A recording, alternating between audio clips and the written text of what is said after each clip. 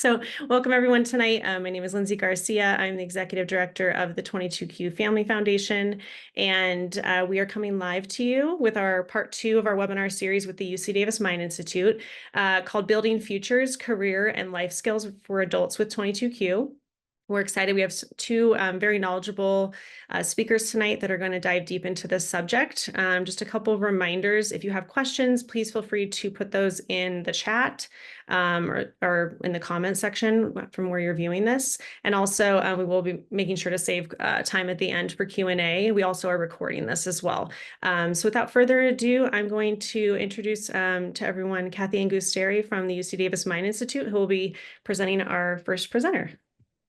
Hi, good afternoon and evening, everyone. I'm Kathy Angusteri. I'm a developmental behavioral pediatrician and professor at UC Davis, and I'm director of the 22Q Research Center and Clinic and the medical director of the 22Q Healthy Minds Clinic at UC Davis. It is my privilege and honor to introduce our speaker today, who's going first, and that's Dr. Andrea Schneider. She's a psychologist and researcher here at UC Davis, and we've been working together for a long time. She's amazing at all the things she does, but particularly she's got the expertise in helping with adult needs of individuals with various neurodevelopmental disorders.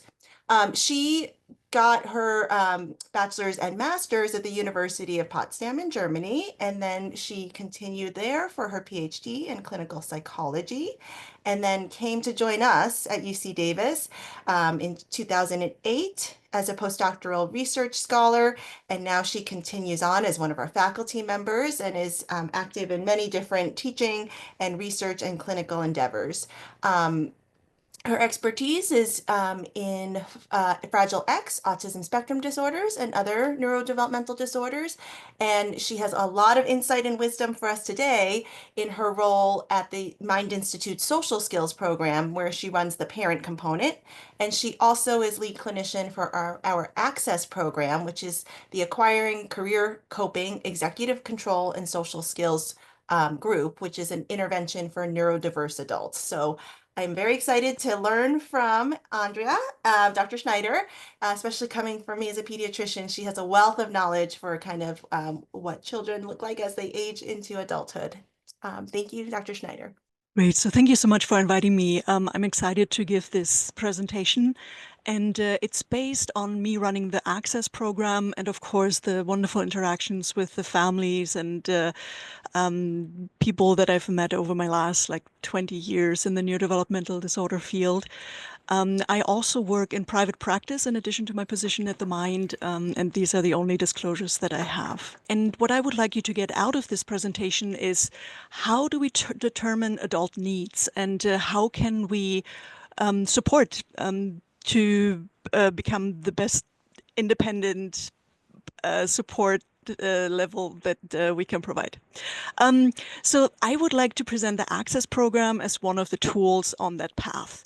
And to give you that framework that I put it in, I'm sure you're all familiar with this 2023 update to the guidelines on 22Q. And those little boxes that I circled, these are the boxes that my presentation is focusing on. So what would be, based on clinical assessments, the best supportive adult level we can provide? The challenges that individuals with 22Q face on the transition to adulthood, of course, are affecting different areas of their life. Executive function, that means the planning, trying to make predictions on how the future could look like, and what do I need for that? Social communication challenges, and then, of course, the higher risk for psychiatric conditions such as anxiety, depression, and psychosis. And these always have a real barrier to gain employment and independent living skills. And independent, that means based on the level that your adult is able to live at. The core life skills for this level is navigating these challenges. And the 4 main skill areas, as you see the executive function on the top level there, being able to manage tasks, routines, building and maintaining relationships in all the different areas of life, family, friends, and in the workplace. And then career skills. How can we prepare and sustain employment? And then self-determination, learning to make and advocate for personal choices. And if an adult program is able to focus on all these areas, that means this will help your adult to be prepared to get to independence. However, as many of you have experienced already, or you're already on the path to that, that most people don't get the supports they need. And it's not dependent on the level of supports they have, but what is documented. So it's really unfair, but it's really true. What you can do is to make sure to get all the needs documented, and that will help with the self-advocacy. At the end of my talk, I have a couple of links that can give you some hints on how to get to that. Talking about the Access program, Dr. Angustiri, Kathy already mentioned it's acquiring career coping, executive control, and social skills. It was developed originally for just autism spectrum disorders, but over the last couple of years, I noticed that in general, neurodivergent individuals can really benefit from all of these steps in the program. This is the historical background. In 2001, the MIND social skills program was based on a postdoctoral research project. And since then, it's ongoing. Approximately 800 children, parents, and siblings have benefited from that program. And then in 2014, Dr. Marjorie Solomon was looking at the adult support needs and found that for autism spectrum disorders, there was not much out there. So we know that in autism spectrum disorders, finding a fulfilling career, just similar to other neurodevelopmental disorders, is really challenging. And this is the group that has the lowest employment rate. Then developing first the ASK workshop, what Access is built on. In 2018, I took it over as a clinical program.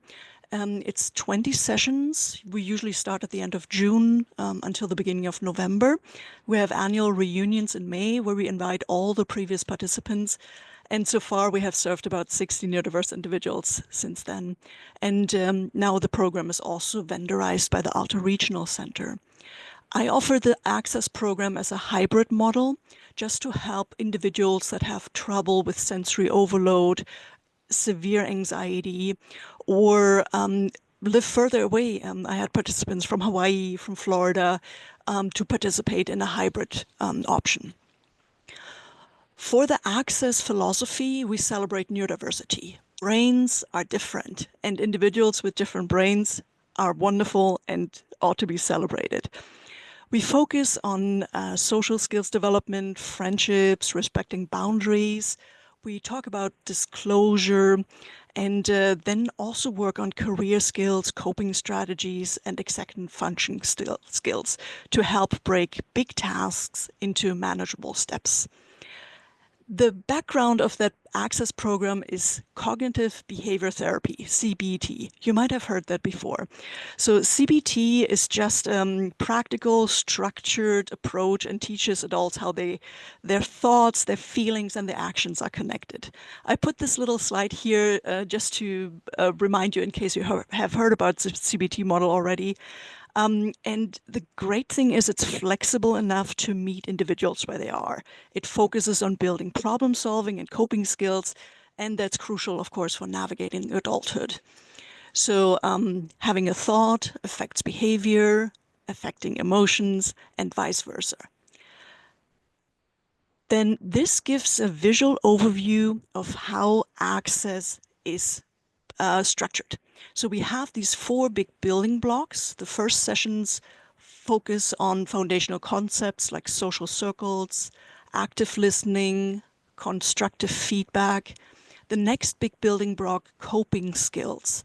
How can we use relaxation techniques, mindfulness-based techniques to stress reduce approaches? How can we identify thinking traps that our brain is so prone to fall into and help to find a constructive solution to a problem? The building relationships block is focusing on friendships, especially in adulthood, how difficult it is to make friends as an adult, and how to navigate setting boundaries, disclosing about a diagnosis, and then how does it look in the work field. We work on a resume, what would be a targeted career this individual could realistically do, and then try to connect them with future employers and help with independent living skills. One example for the thinking trap tool I thought might be fun to discuss. These are very general thinking traps our brain falls into.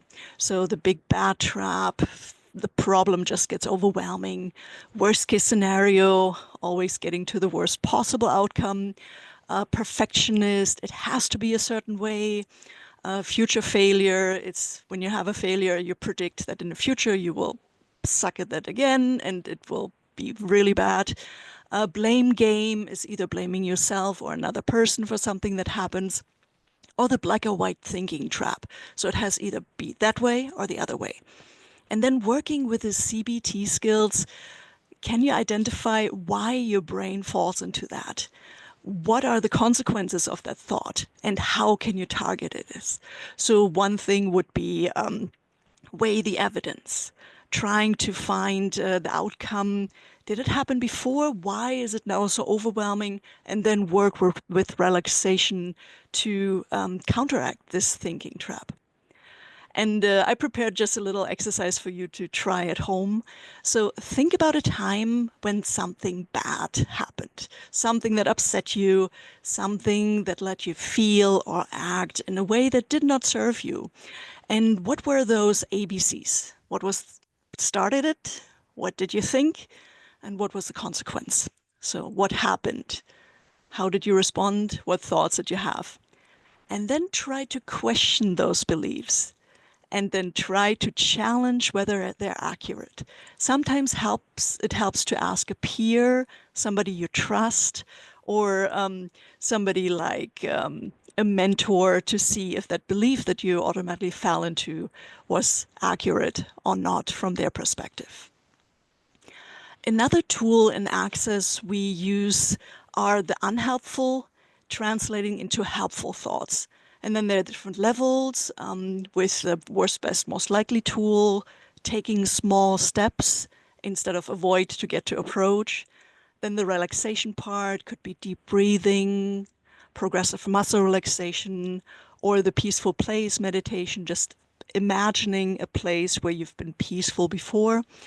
Then making a pro and cons list, approach, avoidance, what would be the more helpful thing. Of course, if you avoid stuff, it feels good in the beginning, but the more avoid, the more limited you get. And trying to get into the approach part would be the helpful response. In addition to working with the neurodiverse adults, we have a social partner workshop. My wonderful colleague Steve Ruder is leading that. And this could be either a parent, a caretaker, another important adult, like a social worker or a good friend, a spouse, that comes at the same time and goes through the same program as the individuals going through Access. And because social partners help with generalizing the skills to other settings, and it helps to problem solve housing, career planning, adult supports to get to a helpful outcome. And then in addition to putting the Access skills into practice in the group session, only once per week, we ask them to do live practice with the social partners. And also one requirement for Access members is they should have a work position, volunteer position, or be in school just to have some social interactions. And if that is not the case, then we help them to get into internships, practicum, or any other community connections where they can get the skills. Bringing it back to the 22Q field. So from my experience from the autism field, what helps is to provide real-world opportunities for choice and autonomy to get to a career that would be fulfilling. the activities of daily living is really helpful to be able to say, okay, this individual, are they able to take a shower themselves?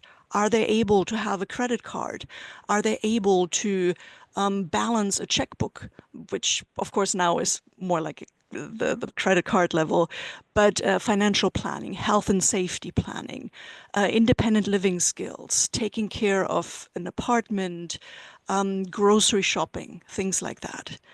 Encourage them. If in the past they developed this fear of trying to do something independently, step by step, baby steps to get there, to be out in the community, be successful, and ideally then have also employment to support themselves. Recognizing the individual strengths, providing social skills trainings, coping skills, and stress management. Not everyone, of course, will follow the same path, and that's okay. What's important is to create genuine pathways for your individual to employment and contribute meaningful to society with the right supports. And internships, volunteer opportunities are usually the best path to get to know people, to see they are able to get to maybe a couple hours every second day, once a week. This is already a big step, getting them out of the house, being integrated in the community. And then, of course, the concerns regarding benefits, safety, how to get to the place, and celebrate every small success and every milestone that they achieve. The big assets in the beginning, I always highlight, because you cannot try to put your adult in a program that they don't fit in. So what are their interests? What are the current skills? Are they overwhelmed in social interactions? How stable is the mental health? Real work skills. Can they, for example, file some file folders in a law office? And as I said, participating in volunteer opportunities, paid internships are a great way to get some experience and then add into their curriculum, in their CV, that little part where they can work. Department of Rehabilitation, supported employment, workshops, day programs are all great opportunities to help, and then the adult support services that can help with getting them on the way.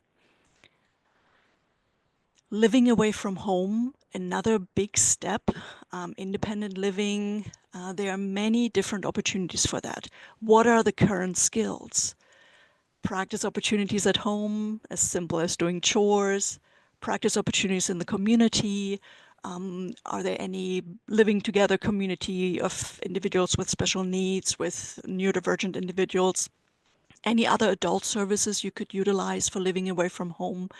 There's independent living centers, supported living ability. If your state has a regional center, they help with independent supported living opportunities, family home agencies, group homes, and then as early as possible, apply for adult support services and transitioning to help reach the goal for your wonderful individual. I put this in here because different abilities are really hard to communicate. And individuals with 22q, most people don't see that they might have a disability. So mental health related changes, the severe anxiety, schizophrenia, autism spectrum disorders, ADHD, everything that can occur together with having the 22q deletion. But people assume things about you, and only you, either the caretaker or the individual with 22q, you have the power to decide what you want to communicate. So I would like to leave you with this last slide of different levels of disclosure, because you have the choice on how to talk about a disability. There's a level 1 disclosure, asking for the supports you need to be successful. Then level 2 disclosure is focusing on what might be going on, why you need these. And level 3, and it's absolutely your choice how far you would like to bring the disclosure. This is telling about a diagnosis. And then this is the first step to asking for accommodations and these supports. All right, so this was a very quick overview of the adult supports based on the Access program that I was involved in. And on my slide deck, you find a lot of additional supports with transition guides. Then there's success in college, success in the workplace. These are all the links for the transition resources. For the employment resources, I put the federal employment things there. And then the advocacy resources that are really helpful with identifying where can you get other like-minded individuals to connect to help with advocacy and self-advocacy. And a couple of thank yous to my mentors, Marjorie Solomon, of course, and Ronnie Hageman, David Hessel, Steve Reuter, and all the wonderful individuals involved in Access. And I think we will have the Q&A at the end. So Jason will be the next presenter. Thank you so much for your attention. So next up, we have Jason Osborn. He is a senior HR advisor for the Southern California Edison with over 10 years of recruiting experience in HR and a volunteer career coach with our foundation, the 22Q Family Foundation, since I think 2017, very early on with us. He has a bachelor's degree in business with a master's degree in human resources from Utah State University. His wife, Clarissa, and he have 3 children, and through the Shanna K. Osborn Foundation, named after their late daughter, Shanna, who died, who had 22Q, they have awarded scholarships to those in the 22Q community. So I just wanted to kind of also, before he takes off with his presentation, just let all of you know that are watching that we do offer free career coaching services through our Career Pathways program. And you can learn more about this program on our website, 22qfamilyfoundation.org. But without further ado, thank you, Jason, for being here and sharing your knowledge with the community. Thank you, Lindsay. Really appreciate it. And appreciate Dr. Schneider and the great learning that we had already. I hope to build upon that, and there may be some overlaps. And what I would say is that if you have questions, please make sure you're putting those in the chat box, because we will have some time at the end for Dr. Schneider and I to answer questions. Something that we do know, of course, is that every situation is unique, and we can definitely help support answer your questions as much as we can. So my the background behind some of the information that I will share today really comes from, as Lindsay mentioned, 8 years of supporting those in the 22Q community who are adults, young adults. It's hard to define what young would entail, because really we support any adults because of the need for supporting those who have maybe graduated high school or who are in, really trying to navigate this as an adult. We saw a need for really trying to support in this community. And I have over 10 years of experience in human resources. So the balance that Dr. Schneider and I have here is my background is in the business side and in human resources. So helping individuals navigate what it means to talk with an employer about your accommodations that you need, about your strengths, about how to navigate working in this environment. And then we also have support for resume reviews. We do practice interviews. We also help in supporting with advocacy for as a candidate, as you're applying for a position, also as you are employed. The last part is supporting with networking and informational interviews, because what we've seen is that and doing this for over 8 years, I think there's more similarities than differences when it comes to the process of employment. So much of it is who's within your network, who do you know, how can you start with them? And that's something that I would say to anyone, regardless of their abilities. But it's really helpful to be able to focus in on how do you talk with someone that isn't your immediate family member, and we support with that. And this has been shared, but it's really important to recognize that every pathway is unique. So one of the learnings that I've had is that some individuals will compare themselves to either a peer or their sibling, and this can come from self-comparison, or it can be a parent. One of the parents may say, for example, well, your brother or sister is doing this, and it may come out verbally, or it may come out in the way that a parent is talking with their child. So what I will do in my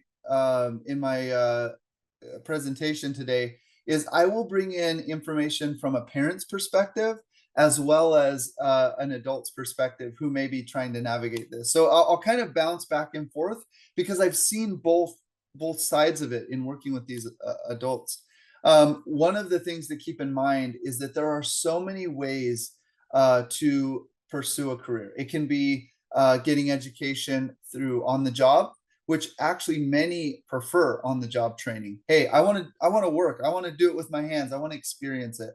That can come through trade or technical schools, and also not overlooking internships and volunteer experiences, because really what we're trying to do is build skills that will help with independence, help with self-advocacy, all of those things. So just having an open mind is really important.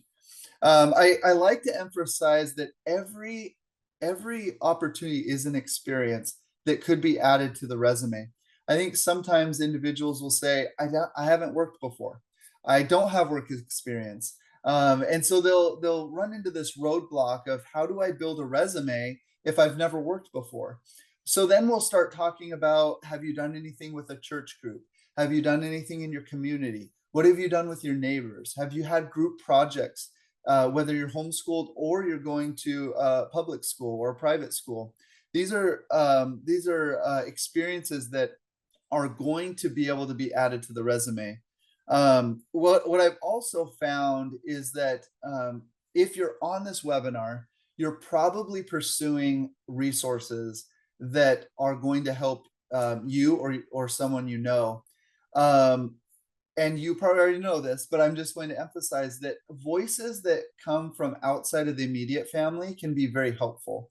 What I've heard from some parents is they'll hear us saying something directly to their family member, whether it be a child, an aunt, someone that maybe their niece or nephew, and we'll say the same thing, but they'll take it in a little bit differently than they would with an immediate family member. So it's helpful having different perspectives, different voices in supporting those in this community. So how do parents support? So like I mentioned, we're looking at this from a parent's perspective as well as from a young adult's perspective. How do you balance support and independence? I will say that every situation is different, but it is important to be able to wean off of the constant support.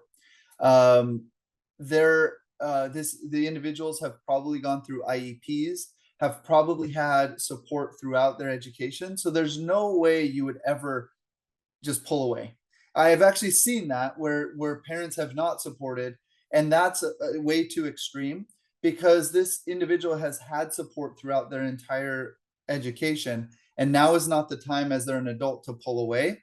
But there are scaled experiences that you can give to them, and ways that you can start backing away to challenge the young adult.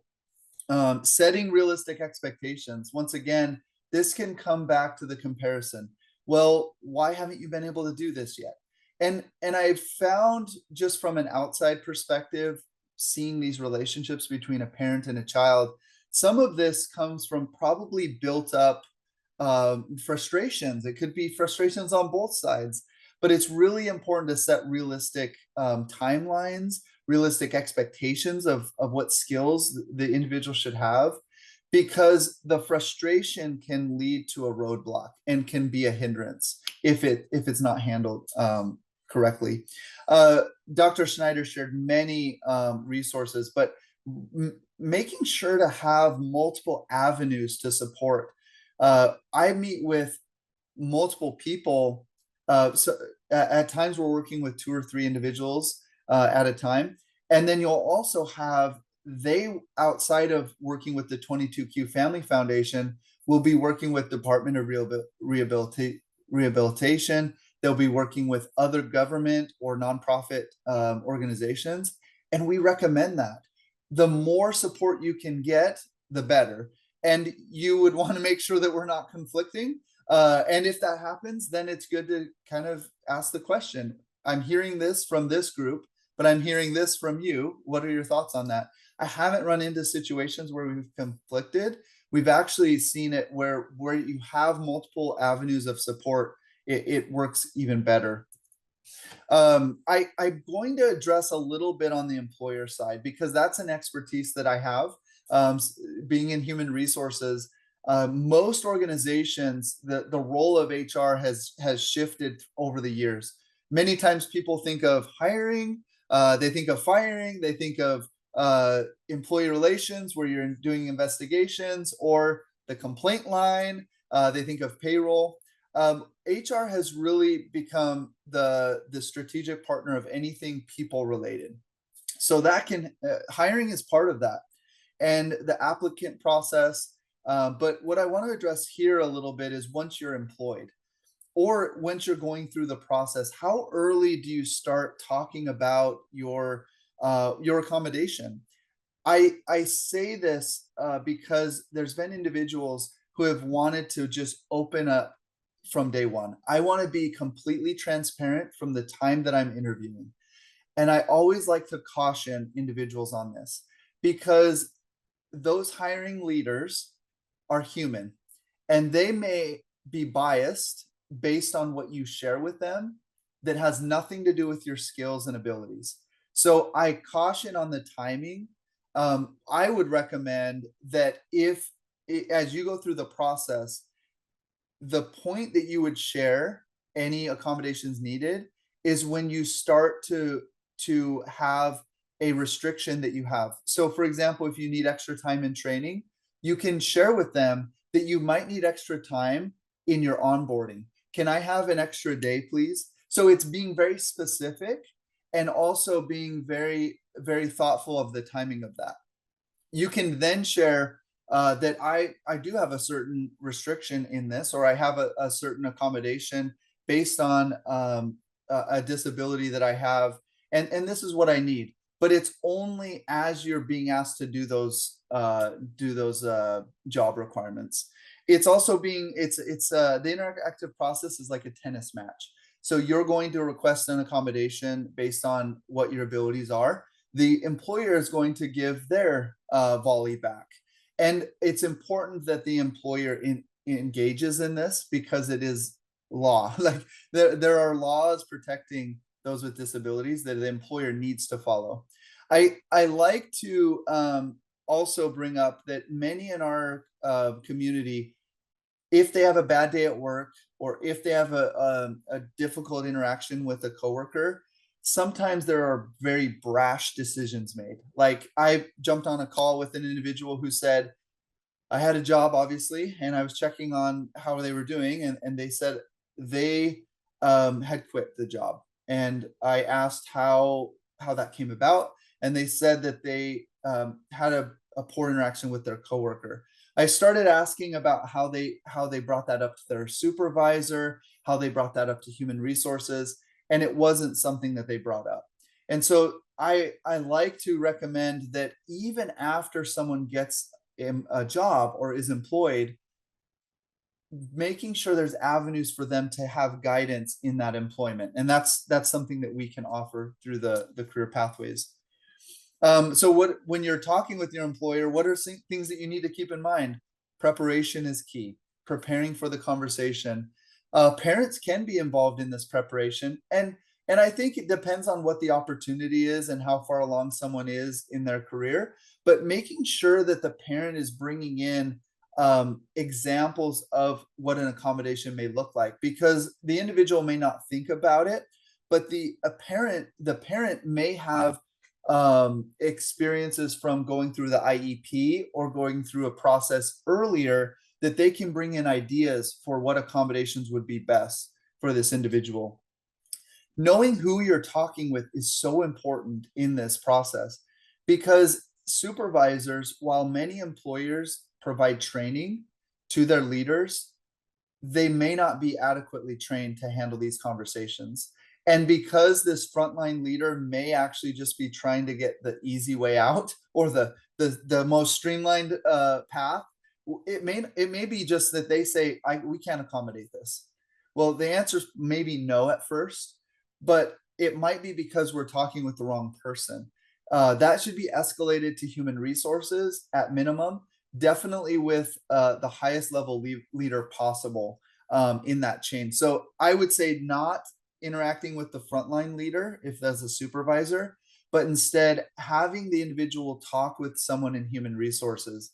Once things are documented, once a formal request has been made, there are legal obligations that employer has that can be something the individual uses later if needed, if these accommodations aren't looked at. So I have a few pieces of advice that we had asked some of our young adults. What advice would you have for your parents as they're navigating this with you? And these are kind of some of the learnings just from experience, right? These are individuals who said, I wish they would have challenged me to live on my own when I was younger, since I didn't get to later in life due to health issues that would arise later. What I would say to that is that many times we're looking for a perfect situation.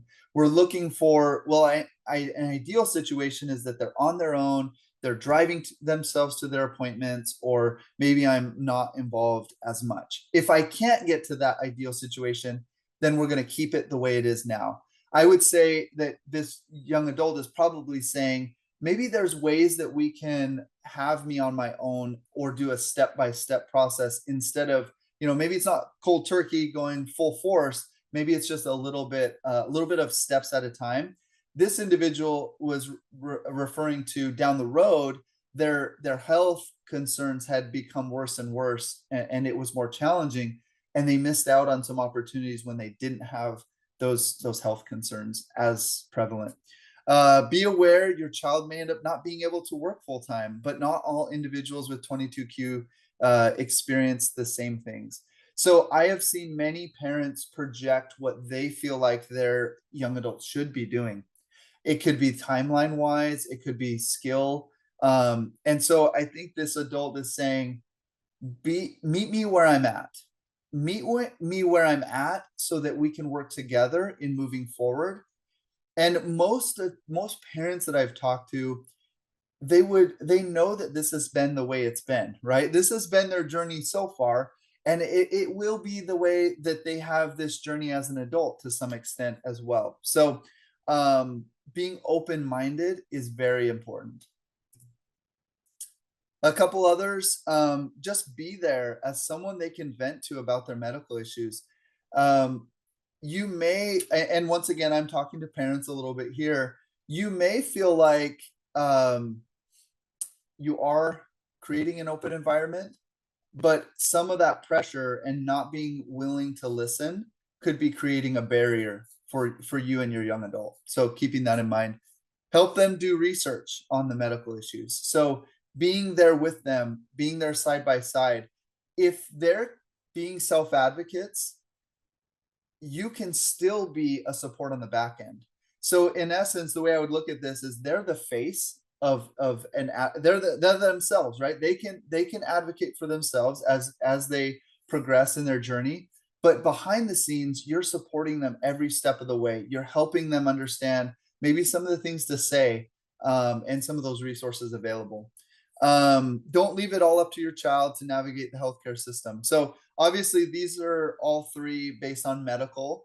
I would say that the majority of parents that I've worked with have been very involved. So this is probably the extreme, if you're kind of letting your child do their own thing, it's making sure you're doing it in the right steps and not just pulling away, because that can cause a lot of anxiety, a lot of concern with the adult, because their journey has not been alone throughout, right? So why would it be all of a sudden different as an adult? So just in summary, this is the last slide that I'll share, and then we can open it up to questions. Is be flexible. You know, every situation is different, and I'm probably preaching to the choir with many individuals here who are supporting those in the community. But be realistic. What are the skills? What are the interests that are best? It may not be what you like. It may not be what you would recommend. But we meet individuals where they're at. Teach self-advocacy and independence throughout their lives. So teach. Don't expect them to do it on their own without the support that's needed. It could be through third parties like ourselves, like the programs that Dr. Schneider had shared as well. Find a supportive community. The 22Q Family Foundation prides itself on building community for families, for moms, for dads, for individuals, where you can learn from each other. No one's going to have all the answers, but if we work together, we can support each other. And then the last one is leverage what the individual does well and what they're interested in. I have found some of the most skilled individuals in this community. It can be in building we have an individual that builds builds stadiums, models that are very intricate. We have individuals that do videography work for ESPN and large sports networks. So just leveraging what they're interested in, what their skills are, and there will be great opportunities for their career pathway. So thank you all, and we're excited to open it up for some questions. I just wanted to thank our speakers. Thank you, Jason, and thank you, Dr. Andrea. My name is Gloria Zavala Perez. I am a project policy analyst here at the UC Davis Clinic 1 Translational Science Center. We provide support with putting this webinar on. Before we get started, in the little link box, you will see that Lindsay and Patrick are going to be posting a link to a post-evaluation survey, and we encourage everyone to please fill it out. It takes about 5 minutes, and that will be going on in the background as we have a Q&A session. So the first question is for Jason. Do you also do career testing to help determine areas of interest and possible careers? The assessments that my son is doing through his school are giving him jobs that are way out of his reach. Yeah, I think that's a great point. We do have we've leveraged third-party resources for doing assessments, and it has been helpful. What I would say, those assessments, many times they go to occupation. It's like going from A to Z already. It's like, wow, we're getting right to the job.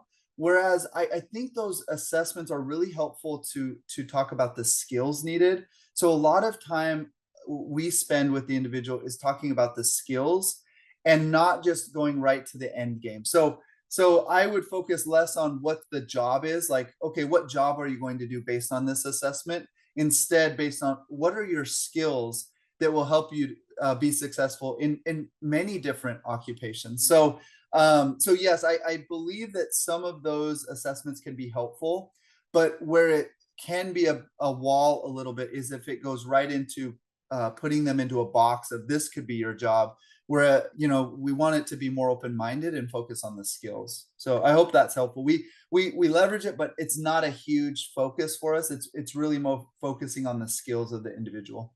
And for Andrea, what are some key skills that adults with 22q deletion syndrome often need support developing during the transition to adulthood? Great question. Thank you for that.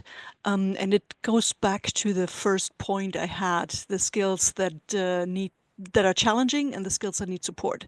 The top one from my perspective is the executive function and social communication. So executive function, the planning, organizing, task management. And then for the social communication, how to start a conversation, how to maintain it, and respecting boundaries in the social interactions.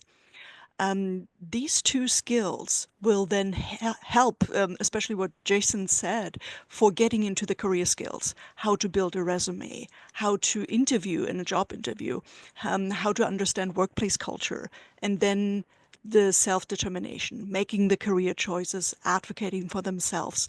But without executive function and without social communication skills, this is really hard to do. So this is my top two, that this is where we should start to support our wonderful individuals. And another one for Andrea. Why is the CBT-based approach like Access program particularly helpful for adults with 22q deletion syndrome? Cognitive behavior therapy, that is what CBT stands for, is a rather old therapeutic model on how to change thinking structures, how to problem solve with stuff that's going on in the brains. And then it helps to teach the connection between the thoughts and the feeling and the behavior. The CBT model has really a practical toolbox to give skills on how to approach these thinking traps or the worksheets, and they're adaptable to many different cognitive levels, many different language levels. Some individuals told me, how can you do CBT with a low verbal, moderate to mildly impaired cognitive level? And it is possible. You can absolutely break down these skills on that level as well to be in this whole growth mindset approach. You change your brain, you change your skills with every little step that you do, every success that you can celebrate. And then CBT has this generalization to bring through repetition things into the real world. Life practice assignments, homework assignments. We don't want to call them homeworks, we call them life practice or social experiment. And it also helps with building the emotional regulation and coping strategies. Especially crucial for the psychiatric vulnerabilities with a higher anxiety level, a higher rate of schizophrenia often present in 22q. So cognitive behavior therapy would be the tool of choice to help with these skills. And the next one is for Jason. How can a resume be built if an individual does not have work experience? I like to, when I'm meeting with an individual, peel back the onion a little bit more, because I think that's the initial instinct is I haven't had a formal job. But once we start asking questions about projects that they've worked on, maybe activities, extracurricular activities that they had in high school, some of them, it's so interesting. And this is not unique to the 22q community.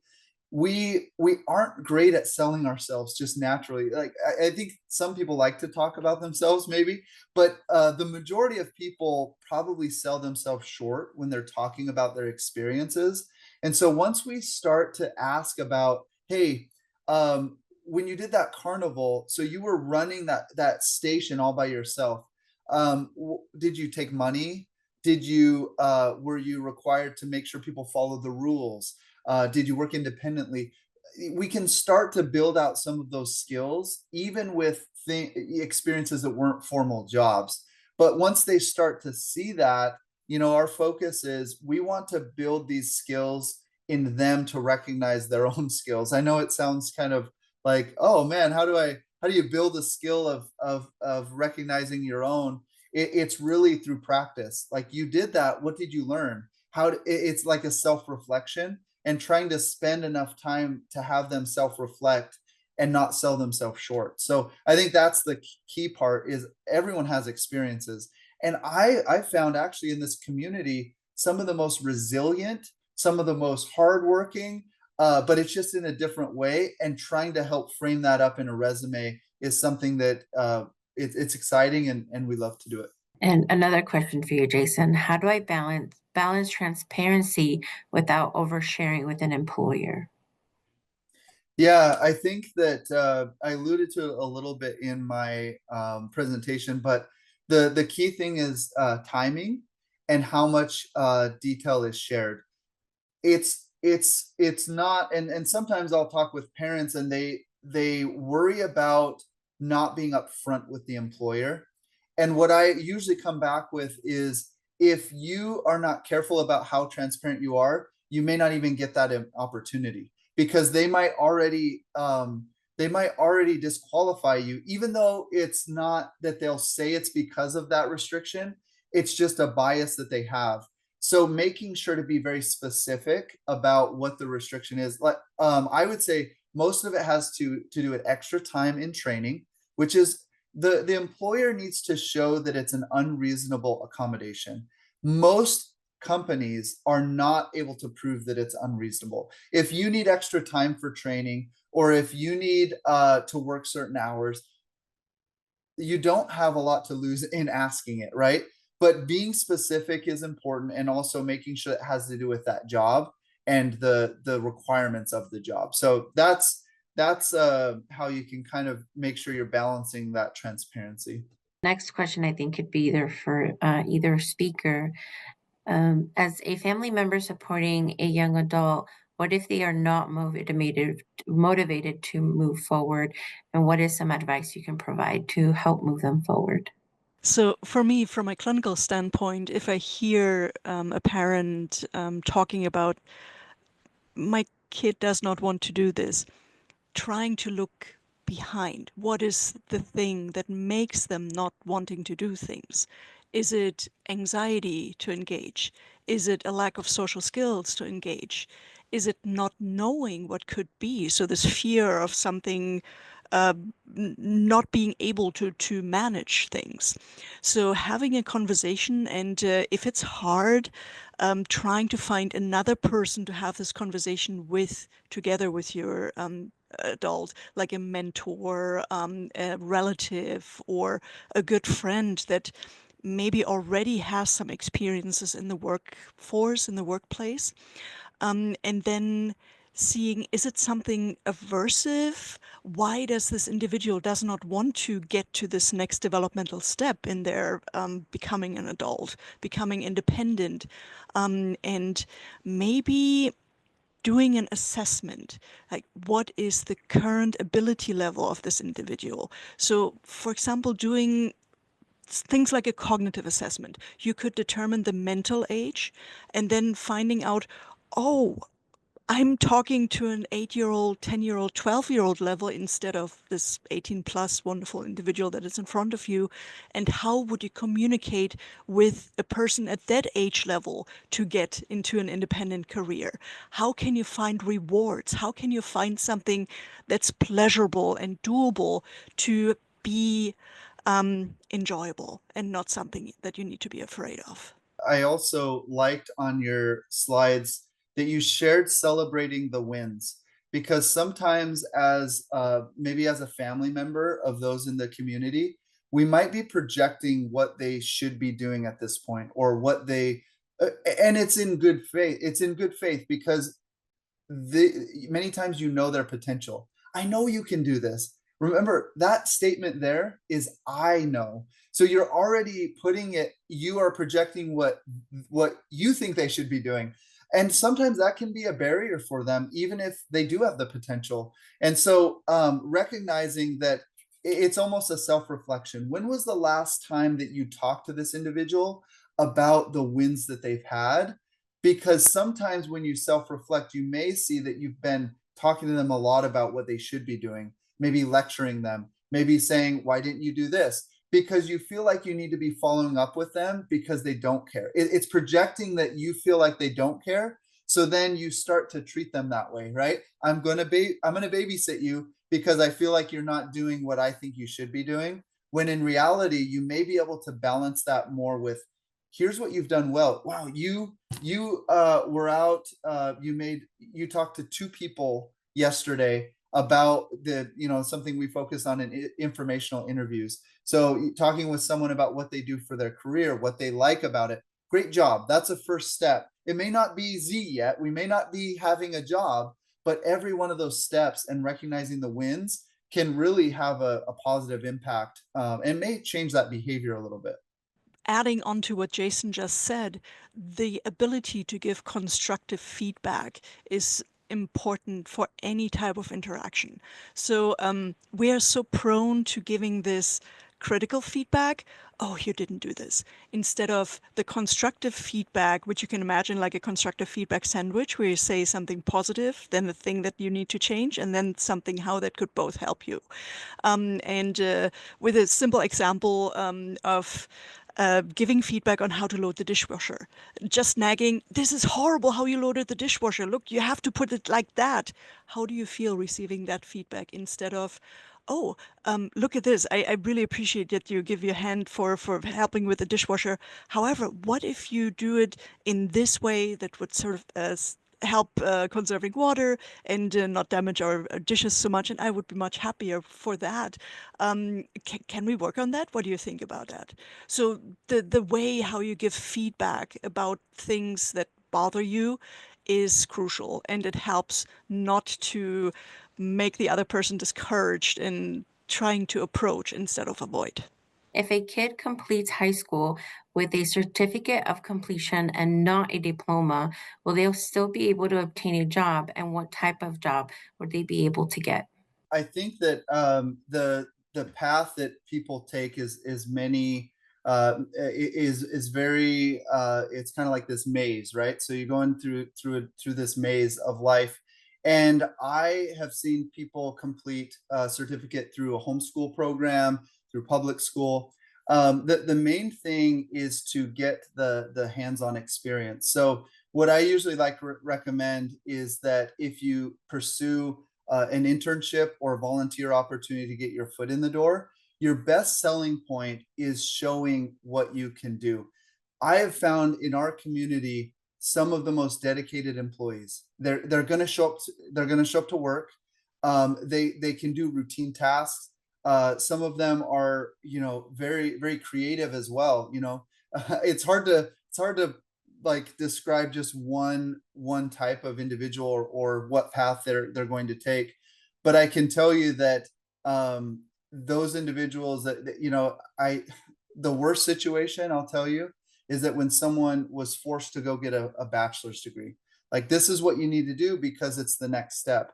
Then they're starting from step one after having 5 years of studying a history degree. They got the degree, and then now they're having a hard time because it's not really what they wanted to do. And so I would say that that's worse. They had a degree, right? They had a bachelor's degree, but they're in a worse situation because they didn't really feel out if it's something that they would like to work in before they went that path. So I would say it's good. Like wherever they're at, let's meet them where they're at and build upon that skill, looking at internships, volunteer opportunities to continue on their education. The UC Davis Mind Institute was founded in 1998 with the promise to reduce and prevent the disabilities that can be associated with autism and other neurodevelopmental conditions. Every day, our clinicians and researchers make progress on that promise. Our groundbreaking research on autism, Fragile X syndrome, chromosome 22q11.2 deletion syndrome, ADHD, and other conditions associated with disability are helping affected individuals achieve their fullest potential. Please visit our website or our social media platforms to find out more about current studies, upcoming events, and how you can help make a difference.